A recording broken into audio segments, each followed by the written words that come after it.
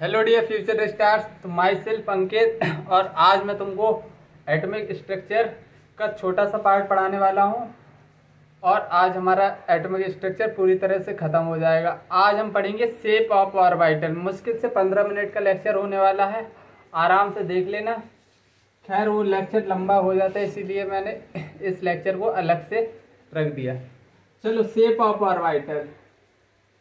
Shape of orbital, shape of orbital से देखने वाले हैं। सबसे पहले देखेंगे एस ऑर्बिटल के लिए। एस ऑर्बिटल के लिए, एस ऑर्बिटल बेसिकली ये कैसा होता है? S orbital spherical in shape. कैसा होता है? Spherical in shape. Spherical in shape. S orbital basically spherical होता है इन शेप। 1s की बात करूं, electron density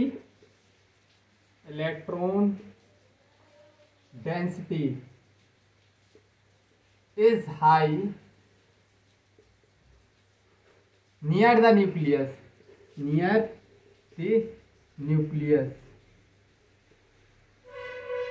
as we move away from nucleus,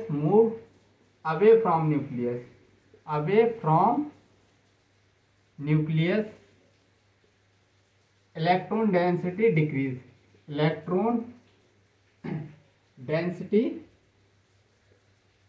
decrease. अब देखो, मैं बता रहा हूं, जैसे सपोज दैट एक न्यूक्लियस है। न्यूक्लियस के चारों तरफ इलेक्ट्रॉन डेंसिटी क्या रहेगी? हाई रहेगी। इलेक्ट्रॉन डेंसिटी दिखा रहा हूं मैं। और जैसे जैसे तुम न्यूक्लियस से दूर जाते जाओगे, इलेक्ट्रॉन डेंसिटी क्या होती जाएगी? कम होती जाएगी इलेक्ट्रॉन डेंसिटी। 1s का अगर स्ट्रक्चर बनाओ, 1s का स्ट्रक्चर कैसे बनता है? 1s का स्ट्रक्चर ये है, न्यूक्लियस, और न्यूक्लियस के चारों तरफ स्फेरिकल शेप नहीं बन रहा मुझसे। ये है 1s का स्ट्रक्चर। ये क्या है? 1s। It contain no any node. इसके पास कोई नोड नहीं होता। बेसिकली नोड होता क्या है? नोड होता है जहां पर इलेक्ट्रॉन के पाए जाने की संभावना एकदम जीरो हो, मतलब possibilities of finding electron is negligible. मतलब अब न्यूक्लियस से चाहे तुम इस साइड जाओ, चाहे इस साइड जाओ, चाहे इस साइड जाओ, चाहे किसी भी साइड जाओगे तो इलेक्ट्रॉन तो मिलेगा। ये बेसिकली क्या है? इलेक्ट्रॉन ही है, चारों तरफ डिस्ट्रीब्यूटेड है। तो मतलब इलेक्ट्रॉन चारों जगह मिलेंगे, इधर कोई भी नोड प्रेजेंट नहीं होगा। अभी नोड में लिखवा दूंगा। हालांकि इतनी बात तुमको समझ में आ गई होगी, इलेक्ट्रॉन डेंसिटी न्यूक्लियस के पास सबसे ज़्यादा होती है। जैसे जैसे न्यूक्लियस से हम दूर जाते हैं तो इलेक्ट्रॉन डेंसिटी बेसिकली क्या होती जाती है? कम होती जाती है। जैसे इलेक्ट्रॉन डेंसिटी अब इधर और कम हो जाएगी, ऐसे दिखा लो, ठीक है। और इधर पे सबसे ज़्यादा इलेक्ट्रॉन डेंसिटी रहती है न्यूक्लियस के चारों तरफ। तो स्फेरिकल इन शेप होता है, पहला पॉइंट यही है। और 1s का ये डायग्राम है, इसमें कोई भी नोड नहीं होता। बेसिकली नोड होता है position where finding possibilities of finding electron is negligible. Node लिखवा दे रहा हूं। Node is a point, node is a plane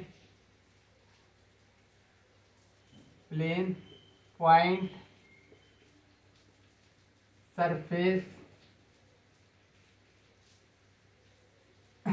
where probability of finding electron is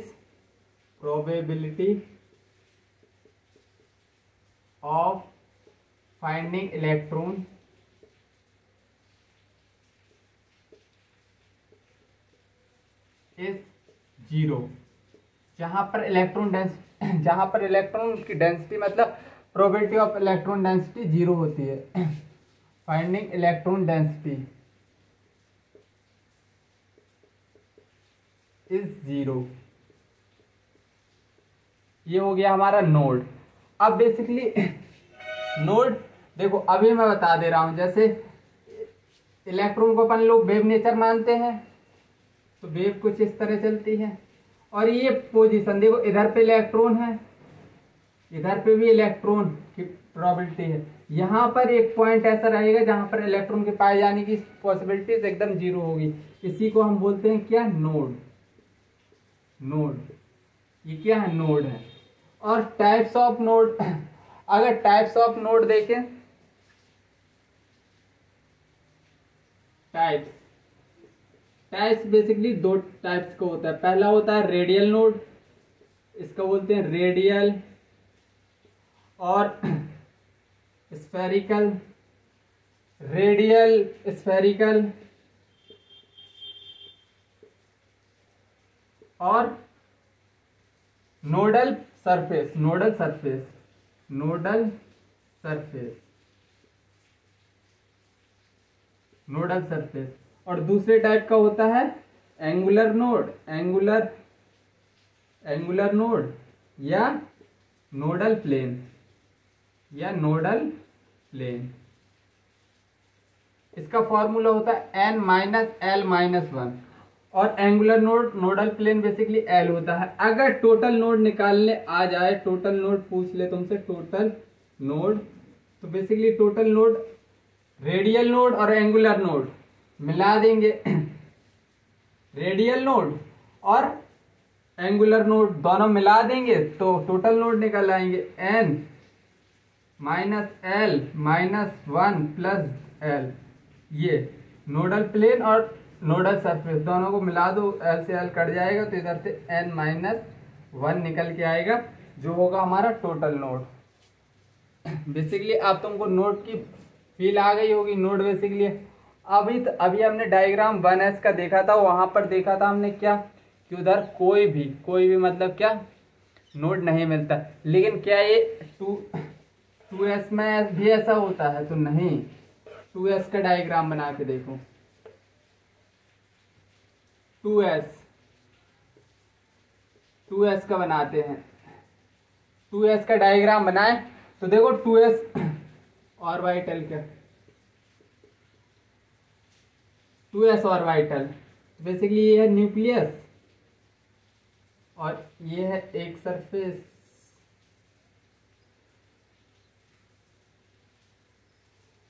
तो इधर पे इलेक्ट्रॉन डेंसिटी मिलेगी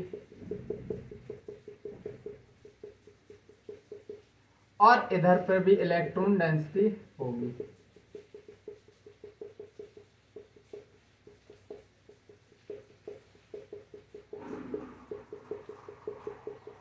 और ये प्लेस देखी जाए, इधर पे जहां पर इलेक्ट्रॉन डेंसिटी नहीं दिखा रहा हूं, यही होगा नोड।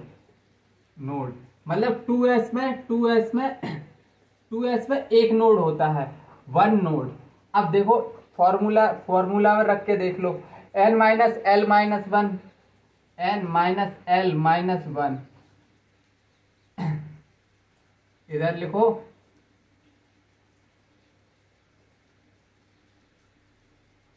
Radial node.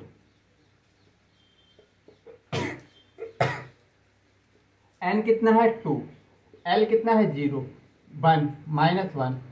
तो s के लिए बेसिकली 2s के लिए है, देख रहे हैं हम 2s के लिए, तो n तो 2 हो गया, l s के लिए 0 होता है -1, तो इधर से कितना निकल के आया 1, मतलब रेडियल नोड 1 निकल के आया। चाहे मतलब टोटल नोड भी लिख के देख लो, टोटल नोड बेसिकली क्या होता है, n-1 होता है। n कितना है इधर 2 -1, तो भी 1 ही निकल के आएगा।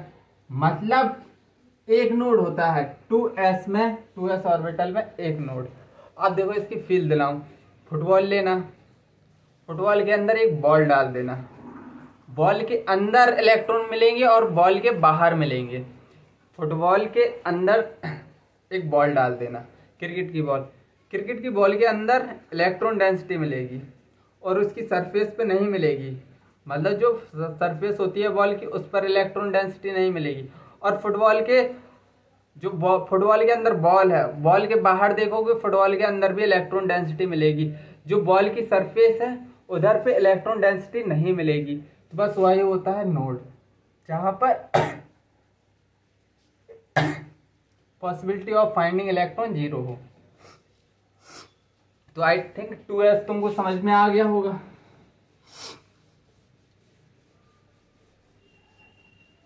3s ऑर्बिटल में देख लो, 3s ऑर्बिटल, 3s ऑर्बिटल में, 3s ऑर्बिटल में देखो टोटल नोड देख लो, टोटल नोड कितने होते हैं। सॉरी गॉड, n-1, 3-1 मतलब 2 नोड निकल के आए हैं, 2 नोड। तो देखो इसका स्ट्रक्चर कैसे बनेगा, ये है न्यूक्लियस,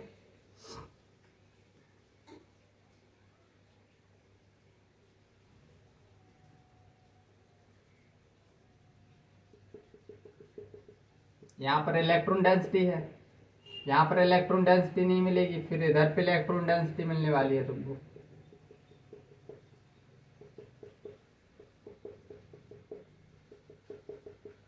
ये क्या मिल गया तुमको, एक नोड मिल गया, एक नोड मिल गया, और ये मिल गया दूसरा नोड। अब इधर पे इलेक्ट्रॉन डेंसिटी मिलेगी चारों तरफ।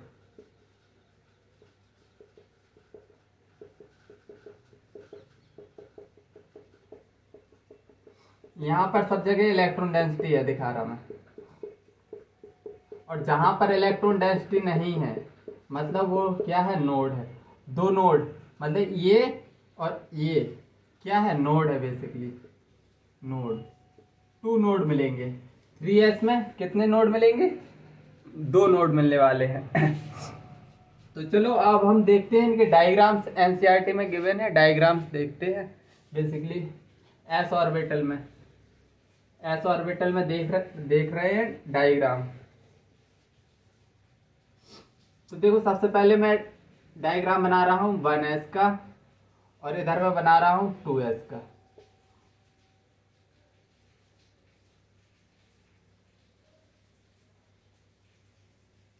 Sai probability of electron density r है, डिस्टेंस फ्रॉम न्यूक्लियस, ये क्या है r, डिस्टेंस फ्रॉम न्यूक्लियस, और probability of finding electron, probability density, और ये है r।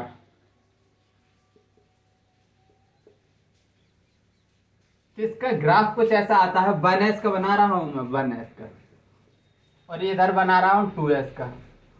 तो 1s का कुछ डायग्राम ऐसे आएगा, न्यूक्लियस, जहां पे न्यूक्लियस होगा वहां पर इलेक्ट्रॉन डेंसिटी सबसे ज्यादा होगी, फिर इलेक्ट्रॉन डेंसिटी कम होती जाएगी। जैसे जैसे तुम न्यूक्लियस के दूर चले जाओगे इलेक्ट्रॉन डेंसिटी क्या होती जाएगी, कम होती चली जाएगी।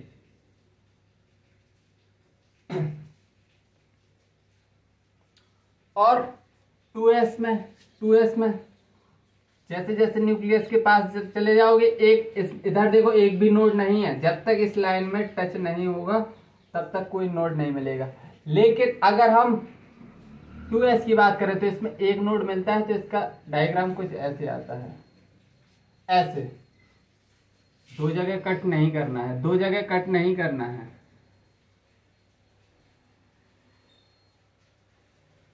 एक ही नोड है ना, ये क्या है, नोड।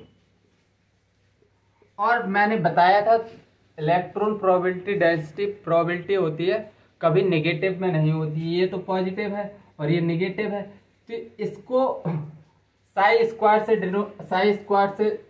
वो बनाएंगे। अब हम क्या डायग्राम, इसका सही डायग्राम साई स्क्वायर वाला देखेंगे, साई स्क्वायर वाला।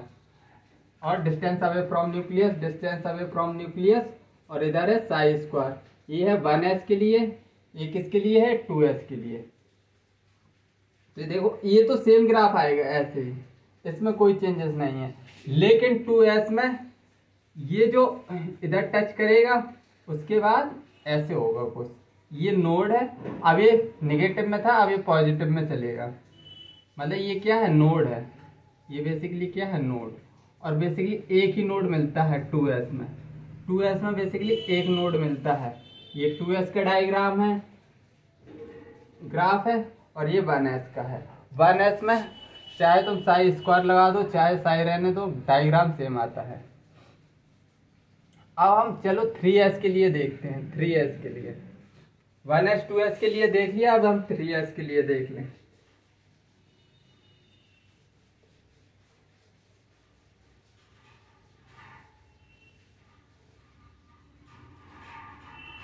थ्री एस अभी हमने पढ़ा है। 3s में कितने नोड पढ़े हैं हमने, 2 नोड। तो सबसे पहले एक ग्राफ बनाएंगे, Sai versus distance away from nucleus 3s के लिए। तो ये डायग्राम कुछ ऐसे बनेगा, 2 बार काटेगा क्योंकि 2 नोड है।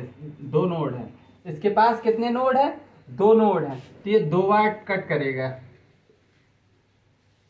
अगर मैं Sai square probability times electron के पाए जाने की प्रोबेबिलिटी नेगेटिव तो होती नहीं है, इसलिए हम साई स्क्वायर का ग्राफ बनाएंगे। Sai square distance away from nucleus. देखो अभी तक इलेक्ट्रॉन डेंसिटी पॉजिटिव है, अब इधर टच करेगी और कुछ ऐसे जाएगा ग्राफ, फिर इधर टच करेगा और तीसरा वाला टच नहीं करेगा। 2 जगह ये टच कर रहा है। ये बेसिकली क्या है, ये नोड है। ये क्या है, ये भाई ये पॉइंट है नोड, और इधर भी ये क्या है, दोनों ये भी क्या है बेसिकली नोड। दोनों पॉइंट जहां पर ये इस लाइन को टच कर रहा है वो समझ लो क्या है, नोड है। ठीक है, आई थिंक तुमको एस ब्लॉक की कहानी बस इतनी ही पढ़नी थी। अब हम पी ब्लॉक की तरफ चलते हैं।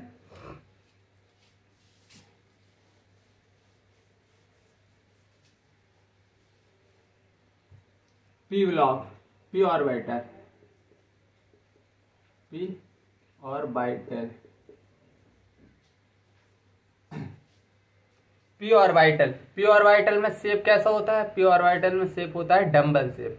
जो डंबल तुम ऐसे ऐसे चेक करते हो ना, अभी डंबल शेप बना के बताऊंगा। इसका शेप कैसा होता है, डंबल शेप। इसका डंबल शेप होता है जैसे ऐसे। ये क्या है, डंबल। अरे तुम जिम जाते हो या किसी को देखा होगा, वो हाथ की एक्सरसाइज करता है डंबल से। बेसिकली यहाँ पर ये क्या, ये लोब दिखा रहा है, ये इलेक्ट्रॉन डेंसिटी दिखा रहा है। बेसिकली यहाँ पर इलेक्ट्रॉन डेंसिटी दिखा रहा है, इधर पर यहाँ पर इलेक्ट्रॉन डेंसिटी, यहाँ पर इलेक्ट्रॉन डेंसिटी नहीं है। तुम डंबल देखते हो, इधर पे कुछ मतलब कुछ वेट लगा होता है, कुछ वेट इधर पे, और तुम ऐसे ऐसे करते हो, तो मतलब ये डंबल जैसा दिखाई दे रहा है ना। इसीलिए पी ऑर्बिटल में इसका शेप कैसा, डंबल शेप होता है। अब P X P Y P Z बनाओ। P X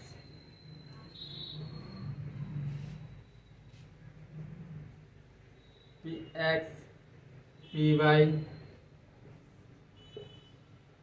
P Z. तो पी एक्स, अगर मैं एक्स और वाई, इधर एक्स वाई, अब इधर एक्स जेड ले लो, एक्स वाई जेड इधर ले लो, जेड एक्सिस ये है। ये अभी मैंने एक्सिस दिखाई हैं, जेड एक्सिस। देखो अगर मैं पी एक्स बना रहा हूं तो इलेक्ट्रॉन डेंसिटी कहाँ होगी, एक्स एक्सिस पर। इलेक्ट्रॉन डेंसिटी कहाँ मिलेगी, एक्स एक्सिस पर। अगर मैं पी वाई बना रहा हूं तो इलेक्ट्रॉन डेंसिटी कहाँ मिलेगी, पी वाई एक्सिस पर। पी वाई एक्सिस पर, वाई एक्सिस पर। पी जेड है तो इलेक्ट्रॉन डेंसिटी कहाँ मिलेगी, जेड एक्सिस पर। ये हो गया। अब तुमको इसमें ये बताना है नोडल प्लेन, जहां पर इलेक्ट्रॉन डेंसिटी नहीं मिलती है। अब बताना है तुमको इसमें, बताओ नोडल प्लेन, इसका नोडल प्लेन बताओ।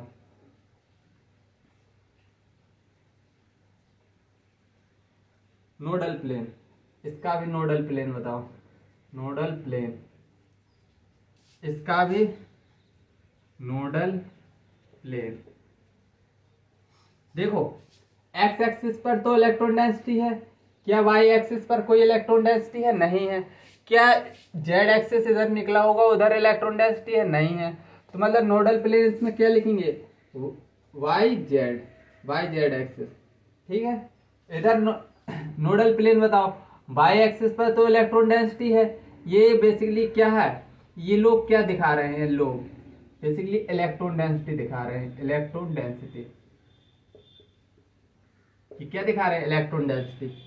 और बेसिकली ये लोग दिखाई दे रहे हैं अब इसमें पी वाई में वाई एक्सिस पर तो इलेक्ट्रॉन डेंसिटी मिल रही है, क्या एक्स एक्सिस पर कोई इलेक्ट्रॉन डेंसिटी दिखा रही है? नहीं। क्या जेड एक्सिस पर कोई इलेक्ट्रॉन डेंसिटी है? नहीं है। तो नोडल प्लेन इसका हो जाएगा एक्स जेड। इसी तरह जेड पी जेड का, पी जेड में तो इलेक्ट्रॉन डेंसिटी है, एक्स वाई में इलेक्ट्रॉन डेंसिटी नहीं है, तो इसका नोडल प्लेन होगा x Y.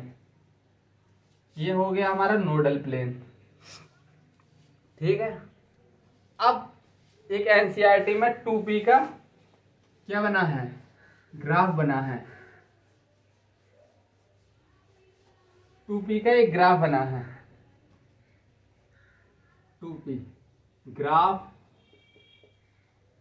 For 2p।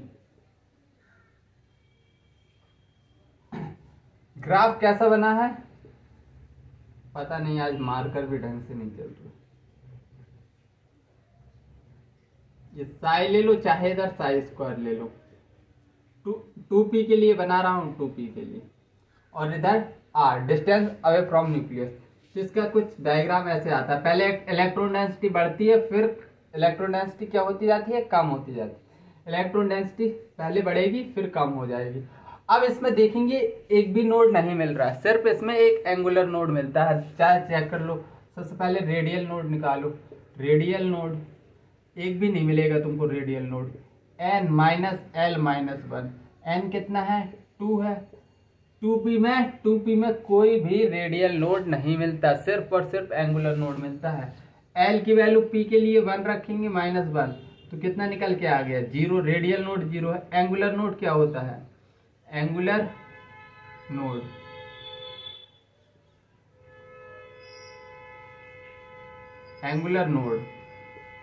Angular node होता है L, और L P के लिए कितना होता है? 1। मतलब एंगुलर नोड क्या? एंगुलर नोड आ रहा है 1।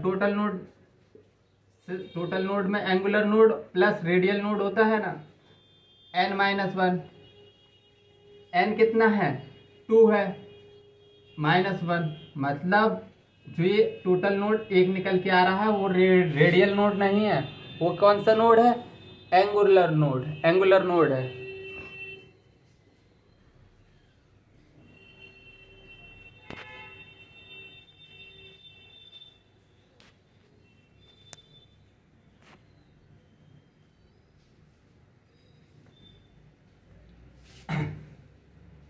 तो आई थिंक इतनी बातें समझ में आ गई होंगी।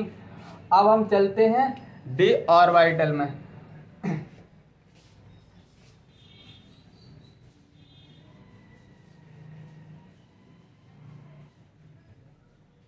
D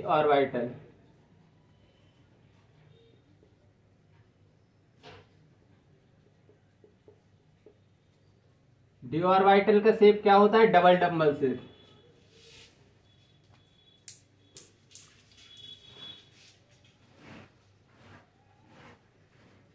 double dumbbell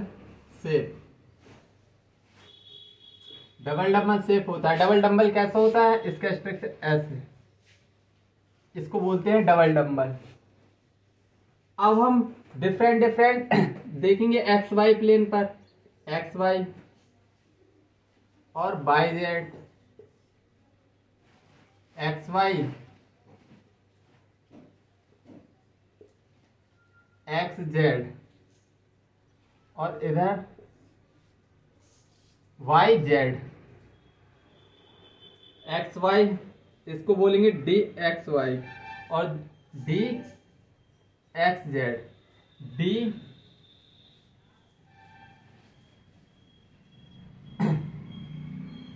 x z. D x y, x y. इधर पे इलेक्ट्रॉन डेंसिटी क्या होती है, ऐसा होता है कुछ, d x y. Electron density in between the axes होती है, electron density in between the axes. यहां पर बिटवीन द एक्सिस कहने का मतलब है एक्सिस को कट नहीं करेगी, एक्सिस के ऊपर नहीं रहेंगे। D x y, d x z, d x y दो हो गए हैं, x y y z, x z होना चाहिए, x z x y, y z होना चाहिए, y z, y z, d y z. In this, in all these three,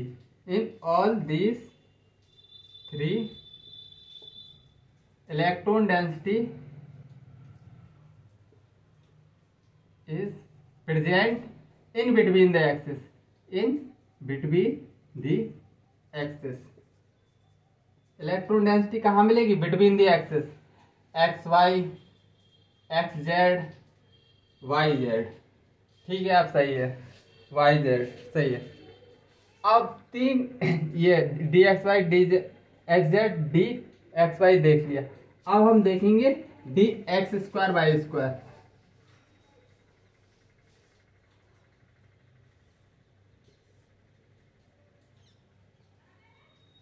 पता नहीं आज मार्कर ने दिमाग खराब कर दिया, उसमें दिमाग लगाऊं या पढ़ाने में। तो बेसिकली इलेक्ट्रॉन डेंसिटी अब क्या होगी, on the axis. Electron density क्या होगी, ये है d x square y square, electron density on the axis है। और डी जेड स्क्वायर की बात करूं, ये जेड एक्सिस, यहां पर कुछ ऐसा स्ट्रक्चर बनता है। यहां पर electron density on the axis में है, d z square. In both of them have electron density on the axis, मतलब इलेक्ट्रॉन डेंसिटी कहाँ मिलेगी, ऑन द एक्सिस। अब इसके नोडल प्लेन बताऊंगा तो डायरेक्ट ट्रिक से समझा दूंगा, ट्रिक से। इतना तो लो तुमको इधर दिखा दूं, ये दो यहाँ पर और यहाँ पर 45 डिग्री चले जाओ, पूरा डायग्राम खराब कर दीजिए, दोबारा बनाएंगे हम। ये क्या है, x और ये क्या है, y। देखो अब इलेक्ट्रॉन डेंसिटी नोडल प्लेन कहाँ होगा, इधर 45 डिग्री, 45 डिग्री x एक्सिस से, और y एक्सिस से भी क्या 45 डिग्री, जहां पर इलेक्ट्रॉन डेंसिटी नहीं मिलेगी। इधर देखो, इधर हर जगह इलेक्ट्रॉन डेंसिटी मिलेगी, लेकिन इधर एक ऐसा कोनिकल शेप बनेगा जहां पर इलेक्ट्रॉन डेंसिटी नहीं मिलती, इधर ऐसा। तो जहां पर इलेक्ट्रॉन डेंसिटी नहीं मिलती इसको बोलते हैं baby soother node, baby soother node. अब मैं नोडल प्लेन डी एक्स पूरा एक साथ लिखवा दे रहा हूं, इधर ही से क्वेश्चन आएगा तुम्हारे लिए। जैसे d x y, x y, d x z, d y z, और फिर है d x square y square, और फिर है डी जेड स्क्वायर। तो इधर बताना है nodal plane, nodal plane d x y. देखो अब इसकी ट्रिक देखना, गायब क्या है इसमें, जेड गायब है, तो एक्स के साथ जेड लगा देना और वाई के साथ जेड लगा देना। डी एक्स जेड में गायब क्या है, वाई, तो वाई के साथ पहले एक्स लगा दो, फिर वाई के साथ क्या लगा दो, जेड लगा दो। फिर वाई जेड में देखो गायब क्या है, एक्स गायब है, तो एक्स के साथ क्या लगा दो, पहले वाई लगा देना, फिर एक्स के साथ क्या है, जेड, जेड लगा दो। अब इधर अभी मैंने बताया कि ये basically d z square x square y square ऐसे होता है ना, तो इधर पे 45 डिग्री, इधर 45 डिग्री फ्रॉम एक्स एक्सिस और 45 डिग्री फ्रॉम वाई एक्सिस, जहां पर इलेक्ट्रॉन डेंसिटी नहीं मिलती। रीजन एट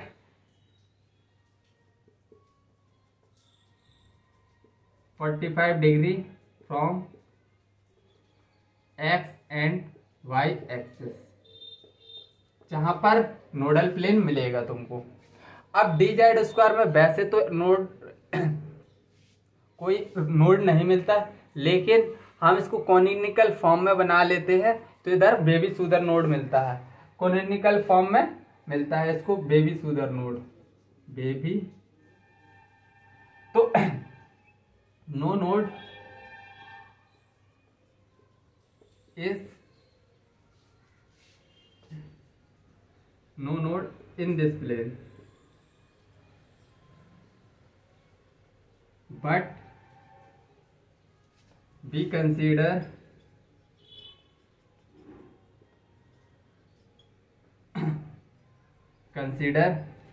हम क्या कर consider two conical surface, two conical, अभी बताया था ये क्या है, d z square, d z square है। यहां पर हम क्या बनाते हैं, इस तरह कॉनिकल, जहां पर इलेक्ट्रॉन डेंसिटी नहीं मिलती, मतलब नोडल प्लेन की तरह काम कर। No node is in this plane but in this region, but we consider two conical surface called baby Sudar node, called baby Sudar node। पता नहीं कुछ दिख रहा होगा या नहीं, खैर मैं बोल तो रहा हूँ। चलो आज के लिए इतना ही रखते हैं। आज का लेक्चर आई थिंक थोड़ी मार्कर ने दिक्कत की है, चलो कोई बात नहीं, समझने की कोशिश करो, थोड़ी कभी कभी कठिनाइयों में भी जीना सीखना चाहिए। तो आज के लिए इतना ही रखते हैं, जब तक के लिए बाय, जय हिंद, टेक केयर। और आज हमारा क्या एटॉमिक स्ट्रक्चर पूरी तरह से फिनिश हो गया है। Bye bye.